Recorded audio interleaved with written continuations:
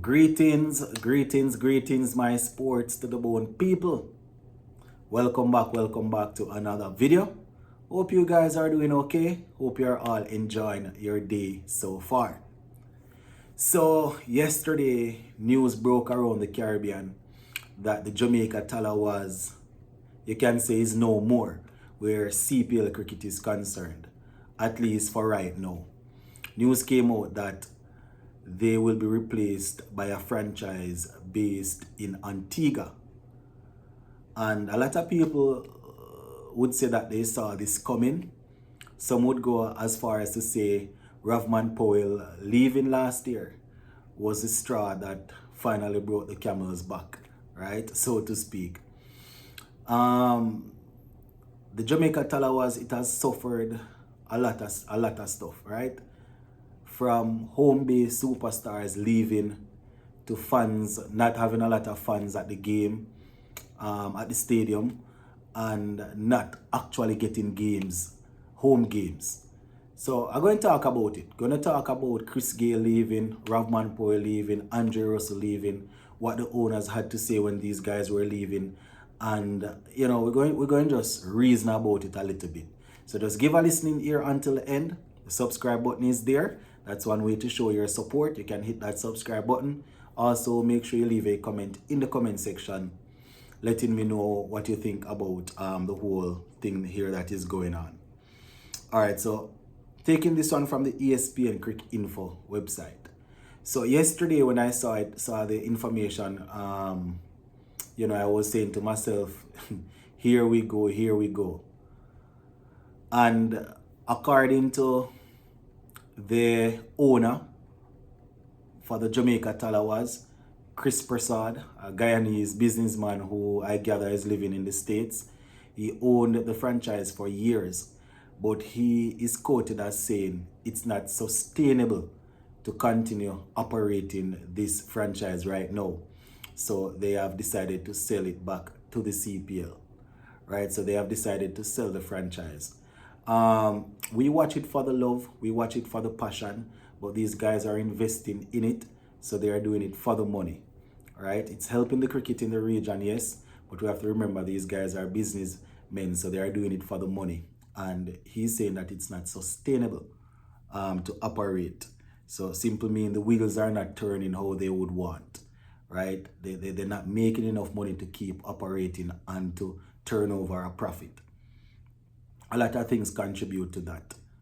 From cricket not being as popular in Jamaica as it once was, to Jamaica Tallawahs not getting any home games, right? Even when you get home games, the support is not a lot. And you can imagine that the Jamaica government, they are not as eager to really invest in something like this, because we remember the whole hullabaloo that went on the other day when islands were bidding for rights to host World Cup games, and our government just sit down and look.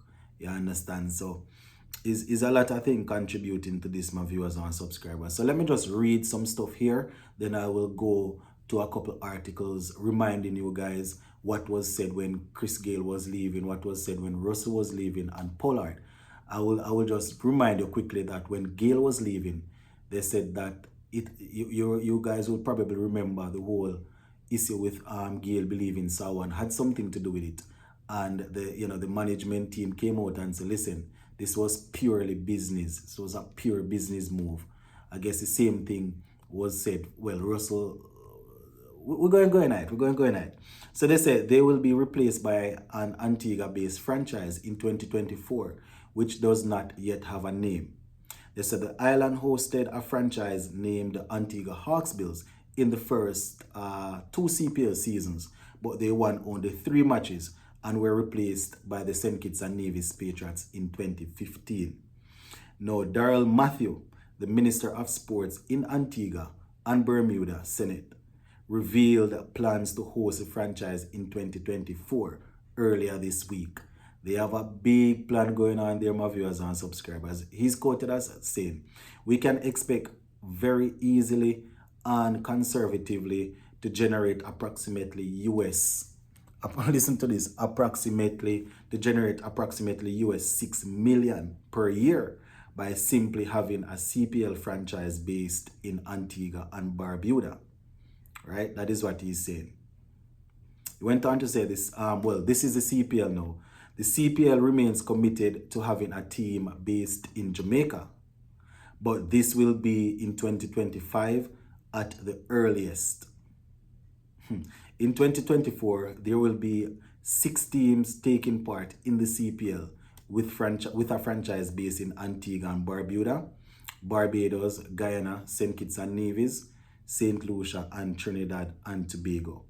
Now, Rovman Powell, my viewers and subscribers who would have captained us to victory in 2022, said that it's disappointing for his home island to leave their franchise. Right? He's saying that Jamaica is the biggest island in the Caribbean and a proud cricketing nation. So for those couple of things, it's a little bit disappointing based on what that is Rovman Powell's take on it. Let's just rewind back to when Chris Gayle left the franchise, right?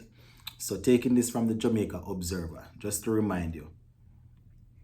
Let me just go down in it now. So remember, just a reminder, Chris Gayle had indicated in an interview, YouTube, I think it was a YouTube or an Instagram live, that the whole thing about him leaving was orchestrated by his former teammate.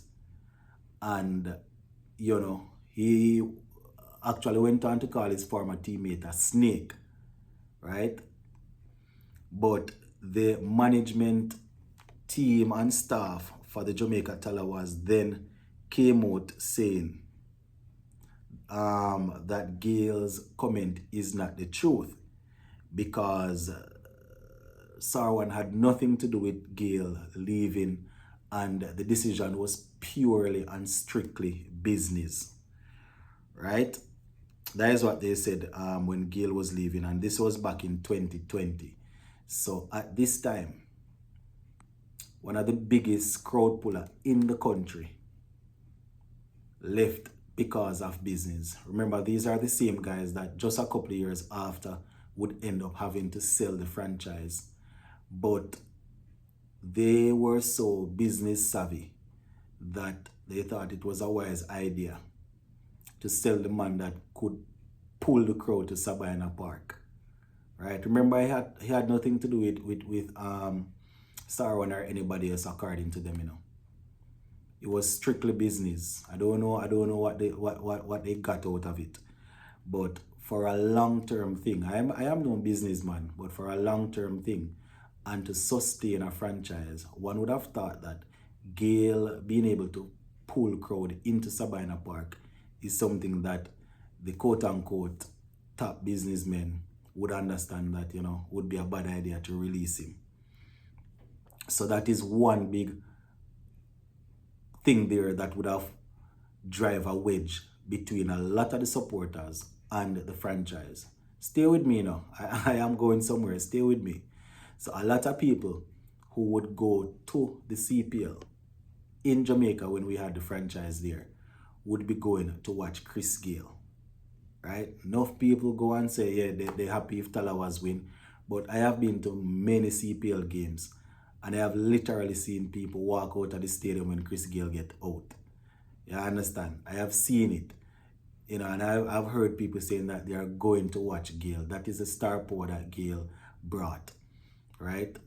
Talking about people paying their hard-earned money to go and watch the Jamaica Tallawahs. But it was a business move to release him, right? So that is one wedge that was already driven there. Remember, they are hard to get in support already, But Gayle, who could pull the crowd, that was one reason already. Next, Andre Russell. Andre Russell, my viewers and subscribers, would have indicated that he indicated when he had 2 years remaining on his contract, saying that, he played 1 year and then said that he's going to play the final year, which I think was 2021, saying that he would fulfill his contract, but after that he is leaving because he was getting pulled into the ish that was going on, right? He was getting pulled into the ish that was going on, and he didn't want to be a part of it.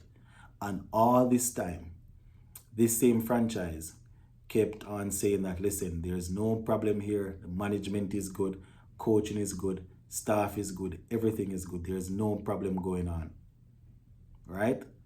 Another big puller there. Andre Russell, not saying that him alone can fool Sabayana Park, but a lot of people would have gone out to watch Andre Russell. Another wedge was driven right there. I mean, the writing was probably on the wall already, because, as I said, they are probably not getting any sort of funding from the government, or not enough, or, you know, I don't know the details where that is concerned. But one thing for sure is cricket is not high on the agenda of the government there. So that is another wedge that was driven between the franchise and the Jamaican people. These people do things and believe that it just, you know, it just going to phase out. But that was another wedge that was driven. Chris Gayle, Andre Russell, power in terms of driving and pulling people into the stadium. Another person, another player, Rovman Powell. Right after Rovman Powell won the T20, the CPL. Right after Rovman Powell won the CPL title, right? He was driven out of the club, out of the franchise. And based on his interview, the difference is with Rovman Powell is, you know, he's not going to go down and give you the dirty details and all of that.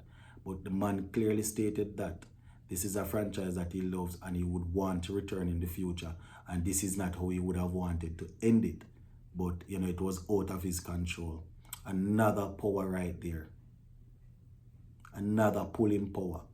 Rovman Powell at the time was highly regarded and considered in West Indies cricket, highly regarded in West Indies T20 team and ODI team, right? Captained the Tallawahs to victory, but was let go, and no clear explanation was given. Another wedge right there, right?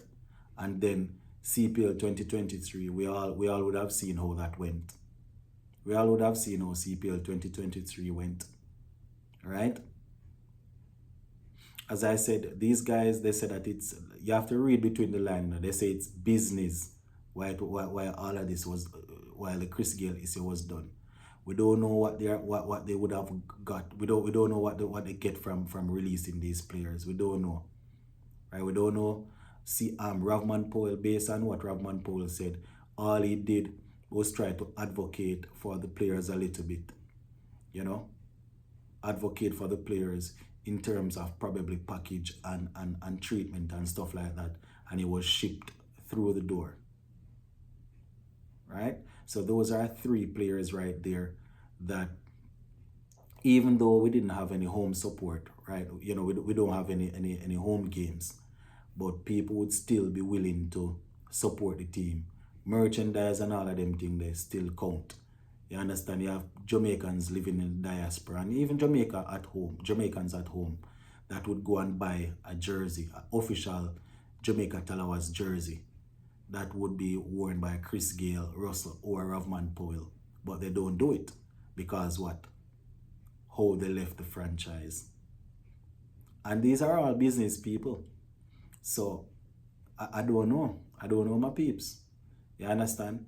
As I said, I'm not throwing everything at the owners. You know, I'm happy that the owners had the franchise there and it was based in Jamaica. And, you know, I got a chance to watch a lot of games live. You know, so I am not knocking them and saying that they shouldn't sell the franchise. I am not saying that, because I have always stated that I understand that what we have as passion and love, people are investing in it and have it as business. So I can understand them doing that. I'm doing that. But there are still a couple of things that we are still not clear on. You understand? Three of the biggest names in the sport. Three of the biggest names in the sport, my viewers and subscribers. Right? Not only in West Indies cricket, in world cricket where T20 is concerned. Russell, Gayle, and Powell. We were unable to keep them. And those are the assets that would pull people into the crowd. Into the stadium. Right? Those are the assets that would pull fans into Sabina Park. So all of these little things add up. Obviously, I'm not behind the scene, so I don't know what's going on behind the scene in terms of how much profit they are making, or the local cricket, the local governing bodies not helping out or whatever. I don't know what's going on. All I am saying is the way in which three of the most powerful cricketers on the island were treated. And I'm not gonna say that these guys didn't probably poke the beer a little bit also. You understand? I'm not gonna say they don't poke the beer. But when you have assets like those, and you know that you're depending on them to pull people to the stadium to get a return on your investment, you have to be careful. You have to be careful how you do things. So, Antigua, my viewers and subscribers, Antigua and Barbuda, they have been producing some good young cricketers. So, you know, this is probably a perfect opportunity for them to get some of their home-based players in that franchise. You understand? Opportunity to capitalize on tourism. You know, that is something else that, you know, I even have to look at it and say, I don't know if these guys, the owners, got information that they are not really going to have home games anymore. We know we see how the state of Sabina Park. I have done more than one video talking about Sabina Park, talking about upgrades that needs to be done, talking about the last, you know, when we have international games there and a little bit of rainfall and the game have to get abandoned and things like that. So all of them things here contribute. People are probably looking and saying, listen, it's not worth it for us to play games at Sabina Park, because if we get a little rain, we might not get no more, we might not get the game going. You understand? So, and this would have to do with the local governing body in conjunction with the Minister of Sports. So all of them little things come in, my people. Us as passionate fans, we're going to say that whatever, you know, we want it to be there, but it's a lot of things. You know, and them saying that, promising that they're going to have a franchise back probably by 2025 the earliest. I would rather see it than hear it. I have to see it first. Not saying it's not going to happen, but, you know, I would have to see it. You know, I would have to see the sort of improvements that will be made where Sabina Park is concerned, and then I can say, yeah, seems as if something serious is going to happen. But until then, let us see.